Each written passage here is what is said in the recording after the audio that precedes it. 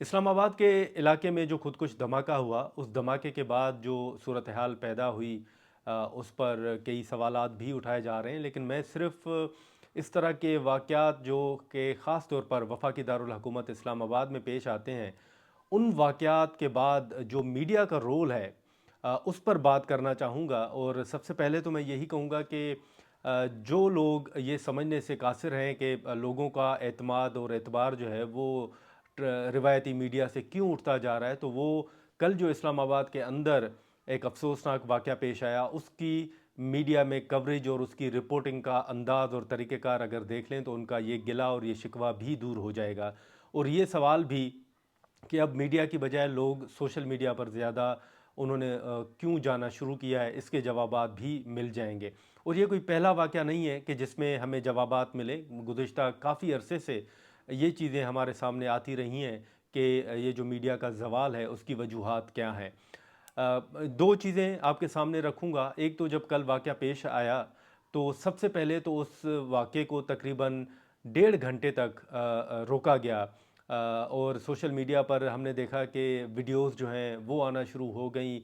جو فگر تھا وہ آنا شروع ہو گیا، اسی کے ساتھ ساتھ لوگوں کی تصاویر، لوگوں کے نام تک شیئر ہونا شروع ہو گئے، لیکن میڈیا پر ایک ٹکر بھی چلتا ہوا نظر نہیں آیا۔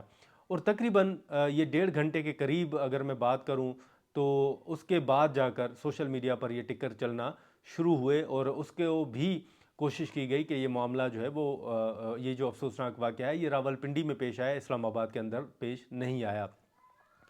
اب اس واقعے کے بعد اگر آپ دیکھیں تو خود جو سوشل میڈیا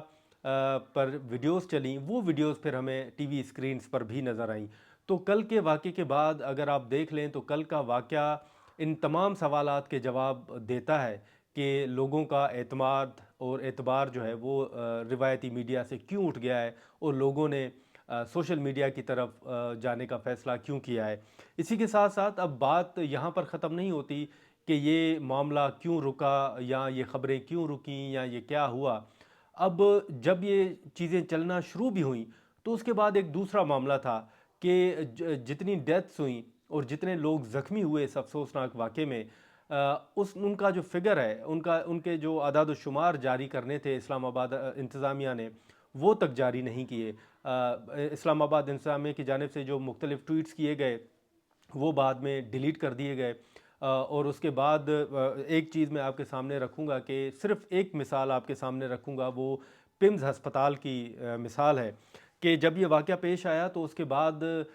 ہم نے دیکھا کہ ظاہر ہے تمام صحافیوں نے یہ ڈیٹیلز لینے کی کوشش کی کہ اس دہشت گردی کے افسوسناک واقعے میں کتنے لوگ جو ہیں ان کی جانیں ضائع ہوئی ہیں، کتنے لوگوں کی شہادت ہوئی ہے، ان کا کوئی فگر مل جائے۔ تو اس میں بھی بڑی مشکلات جو ہیں وہ پیش آئیں تمام صحافیوں کو۔ یہ معاملہ صرف میڈیا کی کوریج تک نہیں رکا، بلکہ انتظامیہ کی جانب سے جو اعداد و شمار ہیں، جو فگر تھے وہ تک جاری کرنا بند کر دیے گئے۔ جب یہ واقعہ پیش آیا تو اس کے بعد مطلب اس سے پہلے میں یہ ضرور کہنا چاہوں گا کہ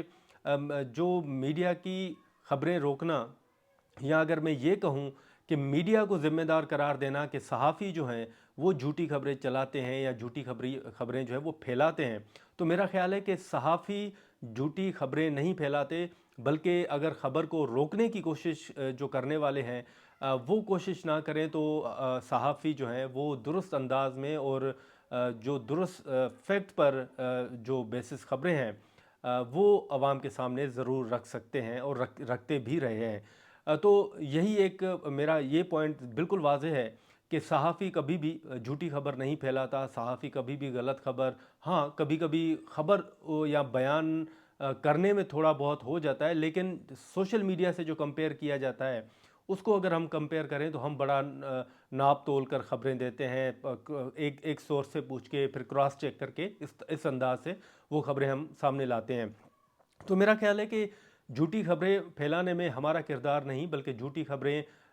جو ہیں وہ پھیلانے میں خود حکومت کا کردار ہے۔ وہ اس طرح کہ 26 نومبر کا واقعہ آپ کو یاد ہوگا کہ اس وقت بھی میڈیا کو روکا گیا کہ کوریج نہیں کرنی اور جو فگر ہے وہ سامنے نہیں لانا، اس کے بعد کیا ہوا کہ جس کا جو دل چاہا وہ سوشل میڈیا پر فگر چلنا شروع ہو گیا. لوگوں نے یہ تک کہا کہ 200 تک لوگ جو ہیں وہ اس واقعے میں ان کی قیمتی جانیں جو ہیں وہ ضائع ہو گئی ہیں, اور وہ فگر 200 تک بھی پہنچ گیا تھا. اب ہوتا یہ کہ اگر سوشل میڈیا کی بجائے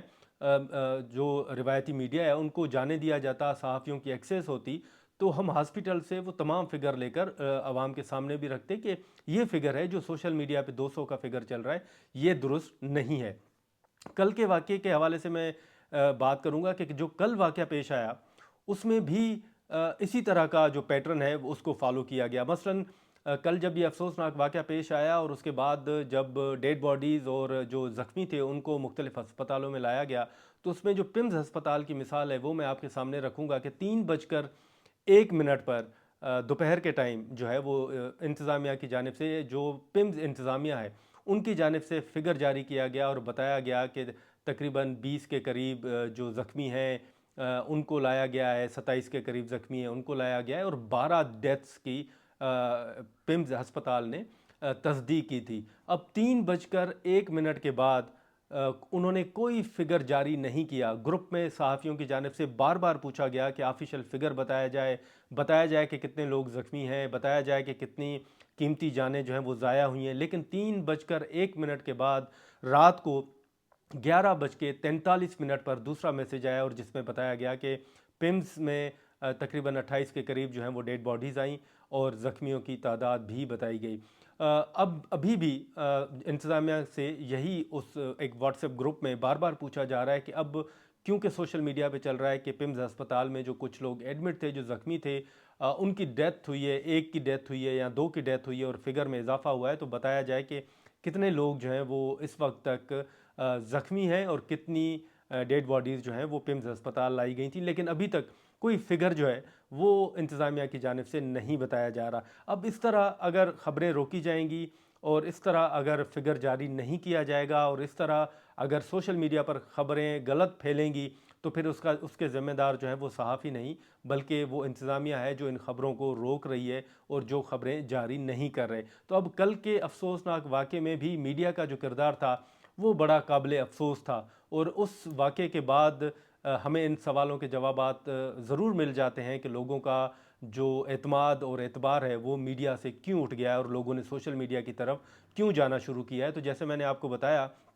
کہ کل جو اسلام آباد میں افسوسناک واقعہ پیش آیا, تو باقی ہسپتال کی تو ہم بات نہیں کرتے, لیکن پمز ہسپتال نے 3:01 پر اپنی ڈیٹیلز جو ہے اپنی طرف سے جاری کی اور بتایا کہ لوگ زخمی بھی ہیں اور 12 کے قریب لوگوں کی ڈیتھ ہوئی ہے. تو اب اس کے بعد رات کو 11:43 تک نہیں بتایا گیا کہ کتنی ڈیڈ باڈیز ہاسپٹل میں موجود ہیں اور کتنے لوگ جو ہیں وہ زخمی ہیں. اسی دوران سوشل میڈیا پر مختلف جو ہیں وہ فگر چلتے رہے, اعداد و شمار بتایا جا رہا تھا, 69 پر بڑی بحث ہوئی.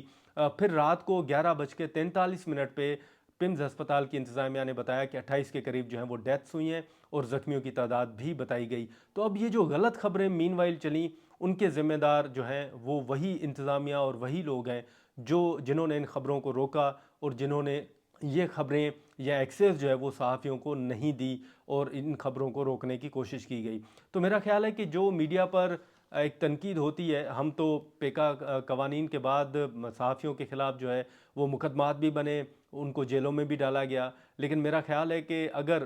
صحافی کو چھوڑا جائے, اس کو آزادی سے کام کرنے دیا جائے, تو اس طرح کی جو خبریں غلط سوشل میڈیا پر پھیلتی ہیں ان کو کاؤنٹر کرنے کے لیے, ان کو روکنے کے لیے خود صحافی ہی اپنا اہم کردار جو ہے وہ ادا کر سکتے ہیں. جیسے 26 نومبر کو ہوا, خود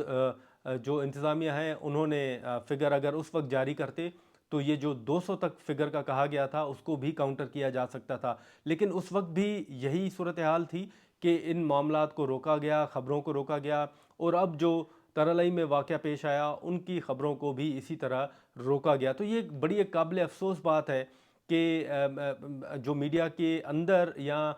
جو چیزیں ہونی چاہیے یا میڈیا پر جو خبریں چلنی چاہیے ان کو روکا جا رہا ہے یا ڈیٹیلز جو ہے وہ جاری نہیں کی جا رہی. نو ڈاؤٹ یہ قابل افسوس اور قابل مذمت واقعہ ہے جو کل اسلام آباد کے اندر پیش آیا,